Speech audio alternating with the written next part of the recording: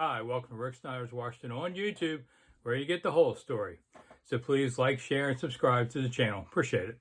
All right, so the Washington football team has hired Dr. Barbara Roberts to be their Director of Wellness and Clinical Services, which is a full-time position to become the 7th NFL team to do this.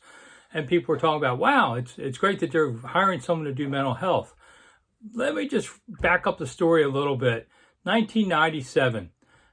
Michael Westbrook punches Stephen Davis at practice. It's caught on the cameras, and all hell breaks loose because basically Michael won't apologize for it.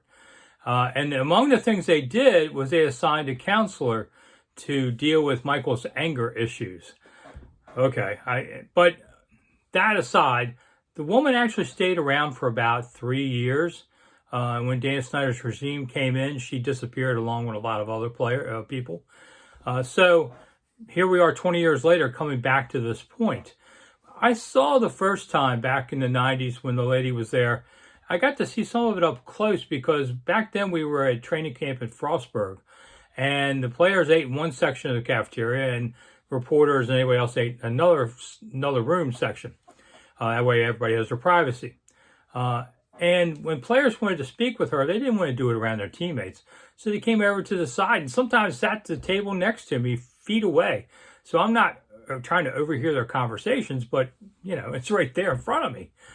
And mostly what they would talk about would be about children, about raising, kids and families. And, if some of them were married and spouses with their own families looking for them for money. There's a lot of stuff on guys. And we have to remember that most of these players are in their 20s, anywhere, 22 to 28 is probably the average age on the rosters. You've got some guys a little older, but, and basically they would talk to her just about the challenges in life that everybody else has too.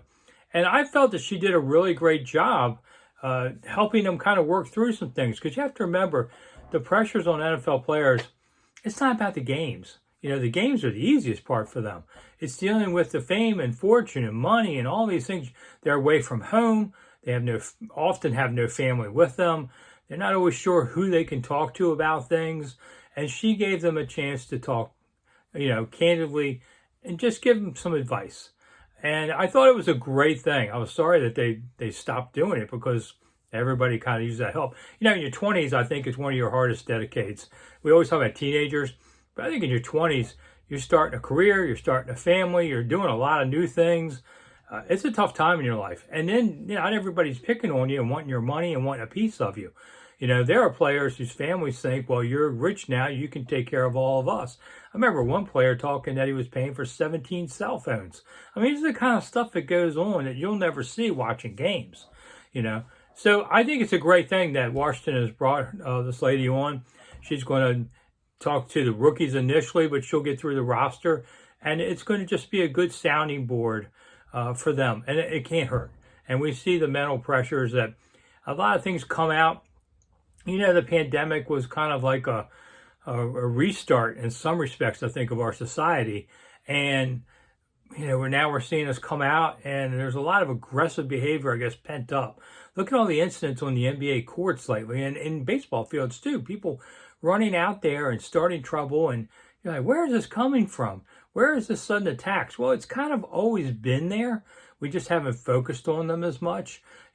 Throwing popcorn on a ball player, how many times that happens? I mean, I can't tell you how many times I've been down the field, things whiz by.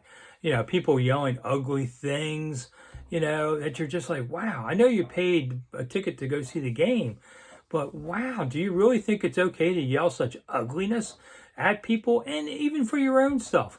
And I even talked to people who would boo, say, the vice president years ago coming out to throw a first pitch. And they're yelling these mean things at the politician. And I'm thinking, your son or daughter is right there watching you act this way. So when they say F you one day to you when they grow up, wonder where they got it from. So all of this kind of stuff is in play right now, I think. So it's a great time to be able to pull this together. We even saw Naomi Osaka pull out of a tournament claiming she was having mental health problems, didn't want to talk to the media, just wanted to play ball. Unfortunately, that's not how it works because the media rights often pay for everything, the TV money. So they need this back. And hopefully she figures out a way to come back soon on that. It's not easy on these players. I guess I feel for them because I've been around them all my life, so I see what challenges they have. So I'm applauding Washington for adding. They're adding a lot of people to this place, but it takes a village. And what we have to remember is these are billion-dollar corporations now. They're ball teams, but they're still billion-dollar corporations, and so they need all the infrastructure they can get. So good for Washington for doing such a thing. I'm Rick Snyder for Rick Snyder's Washington. Thanks for coming. I'll see you again soon.